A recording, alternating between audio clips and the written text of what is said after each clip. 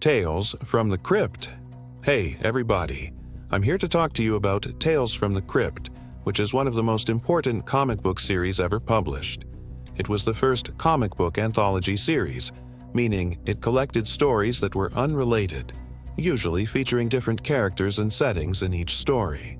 This allowed creators to explore a wide variety of topics and push the boundaries of what could be done in comics, and that's putting it mildly. The series was published by EC Comics from 1950 to 1954, the height of the comic book horror boom. In fact, it helped kick off that horror boom with its macabre sense of humor and tales of murder, revenge, and the supernatural. Each issue was introduced by a crypt-keeping monster who set the scene for the gruesome story that would unfold. And then there were other storytellers too. There was the Madman, the Wolfman, even Satan himself. These tales were like a horror anthology movie with a framing story, kind of like The Twilight Zone or Black Mirror. And that's no surprise because one of the main creators of Tales from the Crypt was also a writer and producer of those sorts of anthology shows later on. So the stories in Tales from the Crypt were scary, sure, but they were also funny. And that was really what set these comics apart.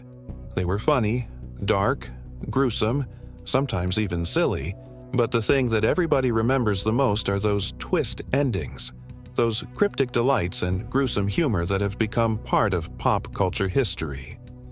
I mean, let's take a look at this panel, shall we? We have the Crypt-Keeper cackling maniacally while holding a burning pitchfork. He is, of course, addressing the reader directly, and below him is a caption box. And inside of it, he says, "Well, kiddies, this one's a real killer," he says, pointing to the story within, which features a mistress who locks her lover in a glass case with a razor, as one does, and then leaves him to bleed out slowly. The panel flashes to his screams, to the shattered glass, and to the empty casket at dawn. And then the Crypt-Keeper says, "Poor soul," but the Crypt says this horror was well-deserved. It's a great summation of the series overall. It's funny, it's dark, it's silly, it's violent, it has a great hook, it's got a fantastic twist, it's memorable. You get it? Yeah, you get it. Yeah. And that's what made Tales from the Crypt such a sensation when it came out and why it remains so beloved today.